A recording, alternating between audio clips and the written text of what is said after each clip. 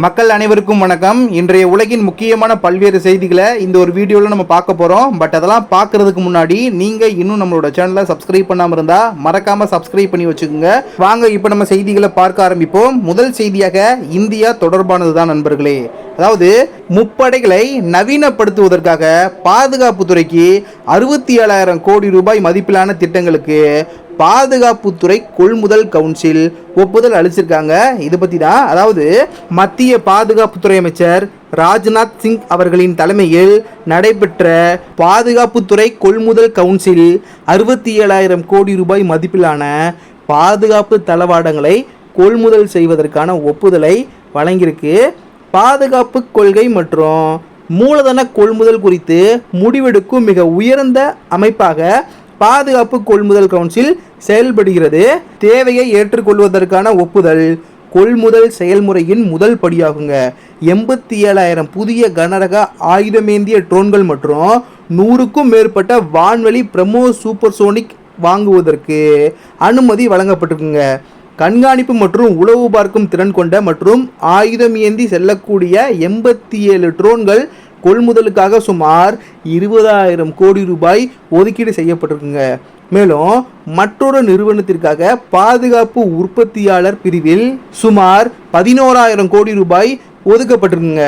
10,800 கோடி ரூபாய் மதிப்பில் 110க்கும் மேற்பட்ட பிரம்மோஸ் ஏவுகணைகள் தயாரிப்பு ஒப்புதல் அளிக்கப்பட்டிருக்குங்க. கூடுதலாக பார்த்தோம்னா 650 கோடி ரூபாய்க்கு 8 பிரம்மோஸ் தீ கட்டுப்பாடு அமைப்புகள் உற்பத்திக்கும் அனுமதி கொடுக்கப்பட்டிருக்குங்க. BWP கவச வாகனங்களுக்கான தெர்மல் இமேஜர் அனுமதி அளிக்கப்பட்டிருக்கு. தெர்மல் இமேஜர் இரவு மற்றும் மோசமான வானிலையில் கூட வாகனத்தை இயக்க அனுமதிக்கும் ஒரு அதிநவீன கருவியாகுங்க. இது கவச வாகனங்களில் இரவு நேர ஓட்டுநர் திறனை மேம்படுத்தும் மற்றும் இயந்திரமயமாக்கப்பட்ட காலாட்படைக்கு அதிக இயக்கம் மற்றும் செயல்பாட்டு நன்மையை வழங்கும் அப்படின்ற மாதிரி சொல்லப்படுது நண்பர்களே. முப்படைகளுக்கும் நடுத்தர உயர நீண்ட தாக்கும் திறன் கொண்ட ரிமோட்லி பைலட்டட் ஏர்கிராஃப்ட் கொள்முதல் செய்வதற்கும் ஒப்புதல் அளிக்கப்பட்டிருக்குங்க. மலை ரேடார்கள் கொள்முதல் செய்வதற்கு சாக்சம் ஸ்பைடர் ஆயுத அமைப்பை மேம்படுத்துவதற்கும் இந்திய விமானப்படை ஒப்புதல் பெற்றுள்ளது. ஒருங்கிணைந்த விமான கட்டளை மற்றும் கட்டுப்பாட்டு அமைப்புடன் ஒருங்கிணைக்கப்பட்ட மேம்படுத்தப்பட்ட சாக்சம் ஸ்பைடர் அமைப்பு நாட்டின் வான் பாதுகாப்பு கட்டமைப்பை அதிகரிக்கும் அப்படின்ற மாதிரி எதிர்பார்க்கப்படுது நண்பர்களே. இந்திய கடற்படைக்காக பிரம்மோஸ் தீயணைப்பு கட்டுப்பாடு அமைப்பு மற்றும் ஏவுகணைகளை வாங்குவதற்கு பராக் 1 பாதுகாப்பு ஏவுகணை அமைப்பை மேம்படுத்துவதற்கும் ஒப்புதல் அளிக்கப்பட்டிருக்கு. இது நீர்மூழ்கி எதிர்ப்பு நடவடிக்கைகளில் இந்திய கடற்படைக்கு மேம்பட்ட நவீனத்தினை வழங்கும் அப்படின்ற மாதிரி கூறப்படுது நண்பர்களே. கூடுதலாக பார்த்தோம்னா C-17 மற்றும் C-130J கடற்படைகளின் பராமரிப்பு மற்றும் S-400 நீண்ட தூர வான் பாதுகாப்பு ஏவுகணை அமைப்பின் விரிவான பராமரிப்பு ஒப்பந்தத்துக்கும் அனுமதி அளிக்கப்பட்டிருக்குங்க. இந்த கொள்முதல்கள் வான் பாதுகாப்பு, சிறந்த விநியோக சங்கிலி மேலாண்மை மற்றும் ஆயுத படைகளின் செயல்பாட்டு தயார் நிலையை அதிகரிக்கும் அப்படின்ற மாதிரி தெரிவிக்கப்பட்டிருக்கு. புதிய பாதுகாப்பு கொள்முதல்களால் பாதுகாப்புத்துறை பங்குகளில் ஏற்றத்தை காணும் அப்படின்ற மாதிரி எதிர்பார்க்கப்படுகிறது. அடுத்த செய்தியாக இந்தியா ரஷ்யா தொடர்பான முக்கிய செய்தி தான் நண்பர்களே. அதாவது உலகளாவிய புவிசார் அரசியல் பதட்டங்கள் மற்றும் மேற்கத்திய நாடுகளின் அழுத்தங்களுக்கு மத்தியில் இந்தியாவும் ரஷ்யாவும் தங்கள் நீண்டகால பாதுகாப்பு ஒத்துழைப்பை மேலும் ஆழப்படுத்த உறுதியளிச்சிருக்காங்க. அதன்படி பார்த்தோம்னா உலகெங்கிலும் அதிகரித்து வரக்கூடிய புவிசார் அரசியல் பதற்றங்கள் மற்றும் இந்தியா தொடர்ச்சியான ரஷ்யா எண்ணெய் வர்த்தகம் குறித்த மேற்கத்திய நாடுகளின் அழுத்தங்களுக்கு மத்தியில் இந்தியா மற்றும் ரஷ்யா இரு நாடுகள் தங்கள் நீண்டகால பாதுகாப்பு ஒத்துழைப்பை மேலும் ஆழப்படுத்த உறுதியளிச்சிருக்காங்க.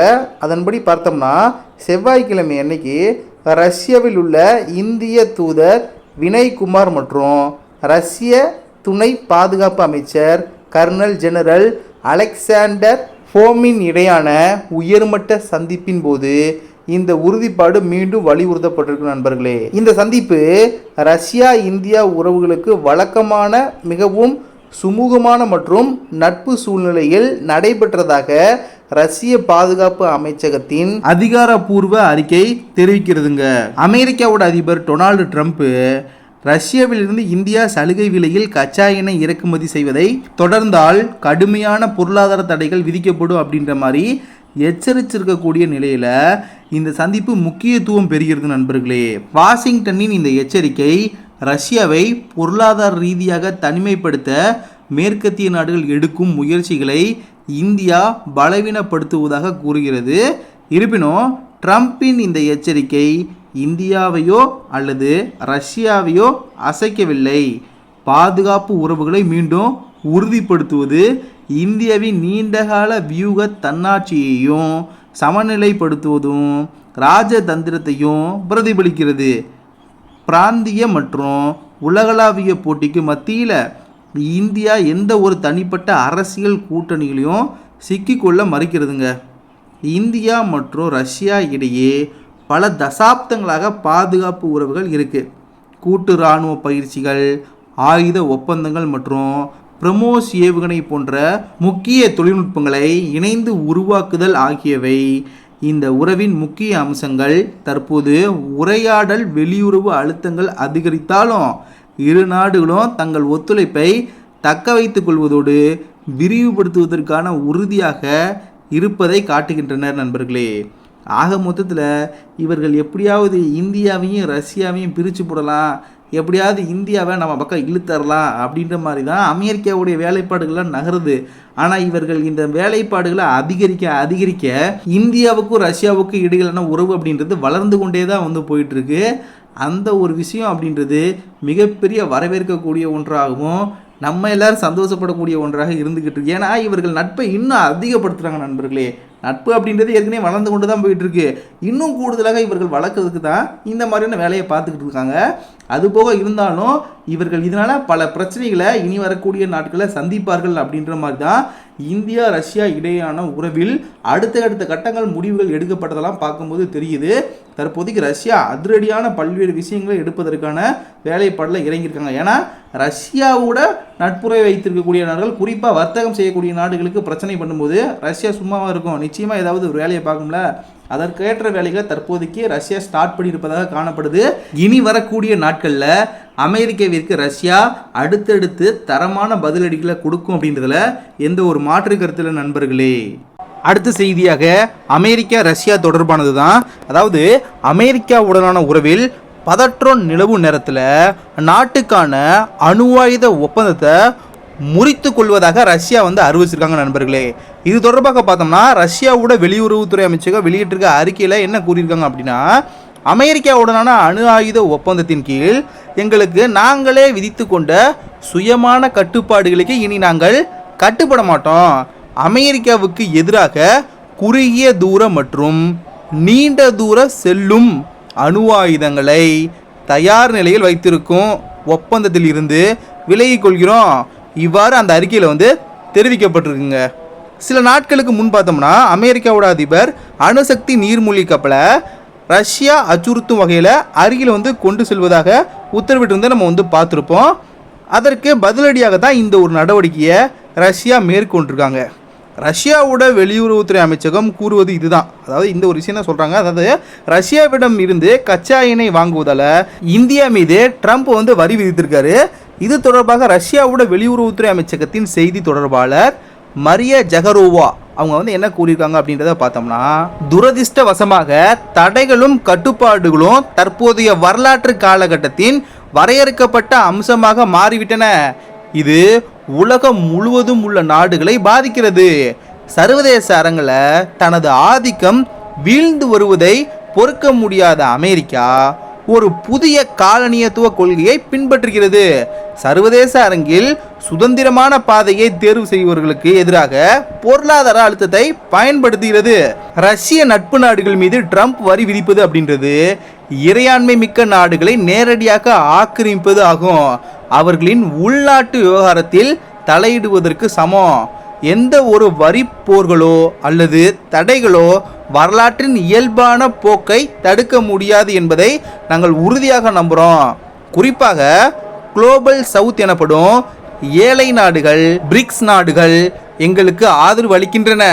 மந்தமான பொருளாதார வளர்ச்சி கொண்ட அமெரிக்காவால் விநியோக சங்கிலிக்கு பாதிப்பு ஏற்படுகிறது. ஒரு காலத்தில் மேற்கத்திய நாடுகளே ஊக்குவித்த தடையற்ற வர்த்தகத்தின் அடிப்படை கொள்கைக்கு மாறாக அரசியல் ரீதியாக வரி விதிக்கப்படுகிறது அப்படின்ற மாதிரி கூறியிருக்காங்க. அதிபர் மாளிகை செய்தி தொடர்பாளர் பெஸ்கோவ் என்ன கூறியிருக்காங்க அப்படின்றத பார்த்தோம்னா, ரஷ்யாவுடன் வர்த்தகம் மற்றும் உறவை துண்டிக்க பல நாடுகளுக்கு அச்சுறுத்தல் விடுக்கும் வகையில் செய்திகளை நாங்கள் பார்க்குறோம். இதுபோன்ற அறிக்கைகளை சட்டப்பூர்வமானதாக நாங்கள் கருதவில்லை. இறையாண்மை கொண்ட நாடுகள் தங்கள் சொந்த வர்த்தக கூட்டாளிகளை தேர்வு செய்யும் உரிமை இருக்கு. வர்த்தகம் மற்றும் பொருளாதார ஒத்துழைப்புக்கான கூட்டாளிகளையும் தேர்வு செய்து கொள்ளலாம். தங்களின் நலனுக்காக வர்த்தகம் மற்றும் பொருளாதார ஒத்துழைப்பு அம்சங்களை தேர்வு செய்யும் உரிமை அவர்களுக்கு உண்டு. இவ்வாறு சொல்லியிருக்காங்க நண்பர்களே. ஆக மொத்தத்தில் அமெரிக்காவிற்கு நிச்சயமாக ஏதாவது ரஷ்யா சைடுலேருந்து ஒரு பதிலடி கட்டாயம் கொடுக்க வேண்டிய ஒரு சூழல் உருவாகியிருக்கு. ஏன்னா ரஷ்யாவுடன் தொடர்ந்து வர்த்தகம் செய்யக்கூடிய நாடுகளுக்கு ஒரு பாதிப்பை ஏற்படுத்தக்கூடிய வகையில் இந்த வரி மூலமாக அமெரிக்காவுடைய வேலைப்பாடுகள்லாம் சமீப காலங்கள் நம்ம பார்த்துக்கிட்டு இருக்கோம். ஸோ அதற்கான ஒரு தரமான ஒரு பதிலடியாக அமெரிக்காவுடன் அணு ஆயுத ஒப்பந்தத்திலிருந்து வெளியேறுவதாக ரஷ்யா அறிவிச்சிருக்குது அப்படின்றது சிறப்பான பதிலடி அப்படின்னு நம்ம சொல்லலாம் நண்பர்களே. பார்ப்போம், இனி வரக்கூடிய நாட்களில் அமெரிக்காவுடைய கதறல்லாம் இதுக்கு எதிராக கொஞ்சம் கொஞ்சமாக வெளிவர ஆரம்பிக்கும். பார்க்கலாம். அடுத்த செய்தியாக, பாரத பிரதமர் திரு நரேந்திர மோடி அவர்களுடன் பேசுவேன், ஆனால் அமெரிக்காவோட அதிபருடன் பேச போறதில்லை அப்படின்ற மாதிரி ஒரு நாட்டோட அதிபர் சொல்லியிருக்காரு. என்ன அப்படின்றத நம்ம பார்க்க ஆரம்பிப்போம். அதாவது அதிபர் டொனால்டு ட்ரம்ப்பை அழைக்க போறதில்ல, அவருடன் பேச விரும்பவில்லை. அதற்கு பதிலாக பாரத பிரதமர் திரு நரேந்திர மோடி அவர்கள் மற்றும் பிற நாட்டு தலைவர்களுடன் பேசுவேன் அப்படின்ற மாதிரி பிரேசில் அதிபர் லூலா டா சில்வா அவங்க தெரிவிச்சிருக்காங்க. பிரேசில் மீது அமெரிக்கா கூடுதலாக பார்த்தோம்னா 40% அளவிற்கு வரி விதித்தது நண்பர்களே. இதனால பிரேசிலிய இறக்குமதிகள் மீதான மொத்த வரி அப்படின்றது 50% உயர்ந்திருக்குங்க. இது இரு நாடுகளுக்கு இடையே கடுமையான மோதலை ஏற்படுத்தியிருக்கு. இது தொடர்பாக பிரேசில் அதிபர் லூலா டா சில்வா அவர் என்ன சொல்லியிருக்காருன்னா, பிரேசில் தனது வர்த்தக நலன்களை பாதுகாக்க உலக வர்த்தக அமைப்பு உட்பட அனைத்து கருவிகளையும் பயன்படுத்தும். அதிபர் ட்ரம்ப்பை அழைக்க போறதில்ல, அவருடன் பேச விரும்பவில்லை. நாடுகளுக்கு இடையிலான இருதரப்பு உறவுகளின் மிகவும் வருந்தத்தக்க நாள். அதற்கு பதிலாக பாரத பிரதமர் திரு நரேந்திர மோடி அவர்கள் மற்றும் பிற நாட்டு தலைவர்களுடன் பேசுவேன். நான் சீன அதிபர் ஷி ஜின்பிங்கை அழைப்பேன். அதே சமயம் புடினால் இப்போது பயணம் செய்ய முடியாததால நான் அவரை அழைக்க மாட்டேன். ஆனால் நான் பல அதிபர்களுடன் பேசுவேன். முன்னதாக வர்த்தக ஒப்பந்தம் தொடர்பாக பிரேசில் அதிபர் லூலா டா சில்வா அவர்களுடன் எப்போது வேண்டுமானாலும் பேசுவேன் அப்படின்ற மாதிரி அதிபர் ட்ரம்ப் கூறியிருந்தாருங்க. பிரேசிலின் நிதியமைச்சர் பெர்னாண்டோ ஹடாட் ட்ரம்பின் நடவடிக்கையை வரவேற்று அத்தகைய முடிவு எடுக்க அதிபர் லூலா டா சில்வா தயாராக இருப்பார் அப்படின்ற மாதிரி கூறியிருந்தாங்க. இருப்பினும் ட்ரம்ப்புடன் பேச விரும்பவில்லை அப்படின்ற மாதிரி தற்போதைக்கு அதிபர் லூலா டா சில்வா அவங்க தனது விருப்பத்தை வெளிப்படுத்தியிருக்காங்க நண்பர்களே. இதற்கான காரணம் என்ன அப்படின்றது உங்களுக்கே தெளிவாக தெரியும். வரி வரி வரி அப்படின்ற ஒரு விஷயத்தை தான் இப்போ அமெரிக்காவோட அதிபர் ட்ரம்ப் இதை வைத்தே உலகத்தில் பெரிய அளவிற்கு ஒரு பூச்சாண்டி காட்டக்கூடிய வகையில் மெயினாக எங்களுக்கு வரி தான் முக்கியம் அப்படின்ற மாதிரி இந்த ஒரு விஷயத்தையே கடந்த சில நாட்களாக சொல்லி சுற்றிக்கிட்டு இருக்காரு. இப்போ அதை நடைமுறைப்படுத்தும் ஒரு வேலையில் இறங்கிட்டாரு. நடைமுறையும் படுத்தப்பட்டிருக்கு நண்பர்களே. இந்த ஒரு விஷயம்தான் பெரிய அளவிற்கு பல நாடுகளுக்கு அதிருப்தியை ஏற்படுத்தியிருக்கு. அவற்றின் ஒரு வெளிப்பாடாக இவற்றையும் நம்ம எடுத்துக்கொள்ளலாம் நண்பர்களே. அடுத்ததாக அமெரிக்கா பாகிஸ்தான் தொடர்பான செய்தி. ட்ரம்ப் ஒரு புறம் நம்மக்கிட்ட வரி தொடர்பாக என்ன மாதிரி வேலையை பார்த்துக்கிட்டு இருக்காரு, வேலையை காட்டிக்கிட்டு இருக்காரு, நம்ம பார்த்து வந்துக்கிட்டு இருக்கோம். அப்படியே அங்கிட்டு ஒரு புறம் பாகிஸ்தானுடன் பார்த்தோம்னா கச்சா எண்ணெய் ஒப்பந்தம் செய்ய போவதாக அறிவித்துள்ளார் நண்பர்களே.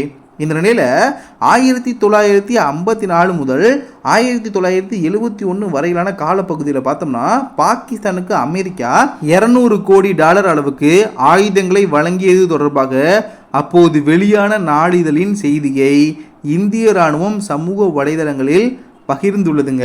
இந்திய இராணுவத்திற்கு கிழக்கு பிராந்தியம் சார்பில் எக்ஸ் சமூக வலைதளத்தில் 1971 ஆண்டு ஆகஸ்ட் 5 வெளியான நாளிதழ் ஒன்றின் நகலை வெளியிட்டுள்ளது. அதில் அமெரிக்கா பாகிஸ்தானுக்கு இராணுவ போர் விமானங்கள், ஏவுகணைகள், டாங்கிகள், நீர்மூழ்கி கப்பல் மற்றும் பீரங்கிகள் வழங்கப்பட்டது குறித்து விரிவாக்கப்பட்டுள்ளது. அதன்படி பார்த்தோம்னா அந்த நாளிதழில் அப்போதைய பாதுகாப்புத்துறை அமைச்சராக இருந்த விசி சுக்லா பாராளுமன்றத்தில் வங்கதேசம் உருவான பிறகு பாகிஸ்தானுக்கு குறைந்த விலையில் ஆயுதங்கள் வழங்கியது குறித்து விவரித்துள்ளமையை இடம்பெற்றுள்ளதுங்க. அதாவது பாதுகாப்பு உற்பத்தி துறைக்கான அமைச்சர் விசி சுக்லா ராஜ்யசபாவில் கூறும்போது, பாகிஸ்தான் ஆயுதங்களை குவித்து வருவதை சமாளிக்க முன்னெச்சரிக்கை நடவடிக்கை எடுக்கப்பட்டுள்ளது. வங்கதேசம் உருவான பிறகு பாகிஸ்தானுக்கு கிடைத்த ஆயுதங்கள் குறித்து தகவல் எதுவும் இல்லை. பாகிஸ்தானுக்கு அதிக அளவு ஆயுதங்கள் சீனா வழங்கியுள்ளது. 1954 முதல் பாகிஸ்தானுக்கு $200 பில்லியன் அளவுக்கு அமெரிக்கா ஆயுதங்களை வழங்கியுள்ளது அப்படின்ற மாதிரிலாம் அந்த செய்தித்தாளில் வெளியிடப்பட்டிருக்கு நண்பர்களே. அடுத்ததாக சீனா அமெரிக்கா தொடர்பான முக்கிய விஷயந்தான். அதாவது ட்ரம்பின் 2வது ஆட்சியில் எளியும் பூனையாக இருந்த சீனா அமெரிக்கா கடுமையான வர்த்தக போரை எதிர்கொண்ட நிலையில் சீனா அரிய உலோகத்தில் வைத்த கட்டுப்பாடும் ட்ரம்புக்கு சாக் கொடுத்தது. சீனாவின் இந்த தடைக்கு பின்பு அமெரிக்கா சீனாவுக்கு நட்புறவு நாடாக துவங்கியது நண்பர்களே. இதன் எதிரொலியாகத்தான் ட்ரம்ப் வெளியிட்டிருக்கக்கூடிய ஒரு அறிவிப்பு சீன பங்குச்சந்தையை 3.5 வருட உச்சத்திற்கு கொண்டு சென்றுள்ளது நண்பர்களே. ஷாங்காய் பங்குச்சந்தை புதன்கிழமை வர்த்தகத்தில் யாரும் எதிர்பார்க்காத வகையில் கடந்த 3.5 ஆண்டுகளில் இல்லாத உயர்ந்த மட்டத்தில் முடிவடைந்திருக்குங்க. இதற்கு முக்கிய காரணமாக பார்த்தோம்னா அமெரிக்கா மற்றும் சீனா இடையேயான வர்த்தக பேச்சுவார்த்தைகள் இறுதி ஒப்பந்தத்தை எட்டும் அப்படின்ற மாதிரி நம்பிக்கை உருவானது தாங்க. ஷாங்காய் காம்போசிட் குறியீடு இன்றைய வர்த்தகத்தில் 0.45% உயர்ந்து 3633.99 புள்ளிகளை எட்டியதுங்க. இது டிசம்பர் 31, 2021க்கு பிறகு எட்டப்பட்ட உயர்ந்த அளவாகுங்க. இதே போல் பார்த்தோம்னா சீனாவின் முக்கிய நிறுவன பங்குகளை உள்ளடக்கிய CSI 300 குறியீடு 0.24% உயர்ந்து முதலீட்டாளர்களுக்கு இன்ப அதிர்ச்சியை கொடுத்திருக்கு. ஷாங்காய் காம்போசிட் குறியீடு தொடர்ந்து 3வது நாளாக உயர்ந்து வருகிறதுங்க. அமெரிக்காவோட அதிபர் ட்ரம்ப் செவ்வாய்க்கிழமை அன்னைக்கு சீனாவுடனான வர்த்தக ஒப்பந்தம் மிக அருகில் இருக்கிறதாகவும் இந்த ஆண்டு இறுதிக்குள்ள சீனாவோட அதிபர் ஷி ஜின்பிங்கை சந்தித்து ஒப்பந்தம் இறுதி செய்யப்படும் அப்படின்ற மாதிரி தெரிவித்தாருங்க. நாங்கள் சீனாவுடன் மிக நெருக்கமாக ஒரு ஒப்பந்தத்தை எட்டியுள்ளோம். சீனாவுடன் எங்களுக்கு மிக நல்ல உறவு உள்ளது அப்படின்ற மாதிரி ட்ரம்ப் கூறினார். இது ட்ரம்ப் ஆட்சிக்கு வந்த பிறகு ஏற்பட்ட நிலைப்பாட்டில் தலைகீழாக இருப்பதாக காணப்படுது நண்பர்களே. இந்த அறிவிப்பு உலகளாவிய முதலீட்டாளர்களிடையே நம்பிக்கையை உருவாக்கி முதலீட்டை ஷாங்காய் பங்குச்சந்தை பக்கம் திருப்பிய காரணத்தினால 3.5 வருட உயர்வுக்கு வழிவகுத்துள்ளது. சீனா அமெரிக்கா மத்தியிலான வர்த்தக பேச்சுவார்த்தைகளில் முன்னேற்றம் ஏற்படுவது பொருளாதார நிச்சயமற்ற தன்மையை குறைத்து முதலீட்டு நம்பிக்கையை மேம்படுத்தும் அப்படின்ற மாதிரி பொருளாதார வல்லுநர்கள் கருதுகின்றனர். ஷாங்காய் பங்குச்சந்தையில் பாதுகாப்பு மற்றும் நிலக்கரி துறைகளைச் சேர்ந்த பங்குகள் அதிகப்படியான உயர்வை கண்டன நண்பர்களே. அதே போல் பாதுகாப்பு துறை பங்குகளை பார்த்தோம்னா 2.65% உயர்ந்தன. அதே வேளையில் நிலக்கரி துறை பங்குகள் 2.21% உயர்வை கண்டன.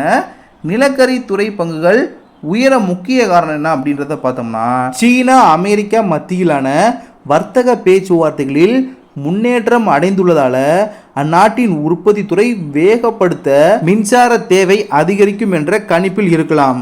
சீனாவின் வரி சலுகை மாற்றங்கள் BNP பரிபாஸ் நிறுவனத்தின் கிழக்கு ஆசிய சந்தை தலைவர் ஜேசன் லூய் கூறுகையில், சமீபத்தில் சீன அரசு புதிய கருவூல பத்திரங்கள், உள்ளூர் அரசு பத்திரங்கள் மற்றும் நிதி பத்திரங்களின் வட்டி வருமானத்திற்கு மதிப்பு கூட்டு வரியை மீண்டும் அறிமுகப்படுத்தியதாக குறிப்பிட்டிருக்காரு.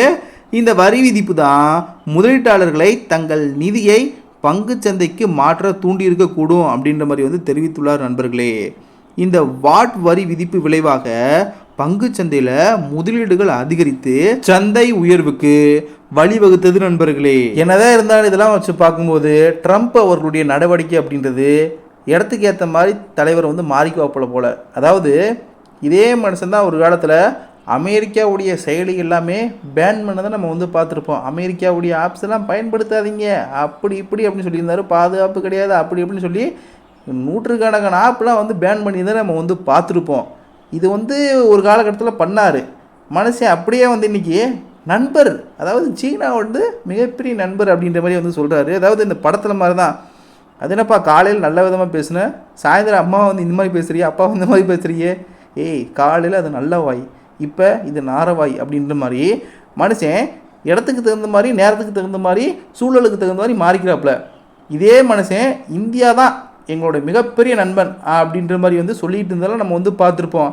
ஆனால் இந்தியாவிற்கு எதிராக இவர் நட்பாக இருக்கக்கூடிய விஷயங்கள்லாம் எப்படிலாம் இப்படி போயிட்டுருக்கு அப்படின்றத இப்போ சமீப காலங்களில் நம்ம வந்து பார்த்து வந்துக்கிட்டு இருக்கோம். இதே மாதிரி தான் சீனாவுடைய உறவு அப்படின்றது எப்படி இருந்துச்சு அப்படின்றத நம்ம வந்து பார்த்துருப்போம். இப்போ எப்படி மாறி இருக்கு அப்படின்றத நம்ம வந்து பார்த்துருப்போம். ஆக மொத்தத்தில் இவருக்கு சாதகம் அப்படின்னா எப்படி வேணால் மாறுவார் அப்படின்றத இதை நம்மளால் வந்து புரிந்து கொள்ள முடிகிறது நண்பர்களே. சரி, அவ்வளவுதான் நண்பர்களே, இன்றைய செய்திகள் நிறைவடைந்தது. இந்த செய்திகளை பற்றிய உங்களுடைய கருத்து வரவேற்கப்படுகின்றது. இதுபோன்று பல்வேறு விதமான செய்திகளை நீங்கள் தினமும் பார்க்க வேண்டும் என்று நினைத்தால் மறக்காமல் நம்முடைய சேனலை சப்ஸ்கிரைப் பண்ணி வச்சுக்கோங்க.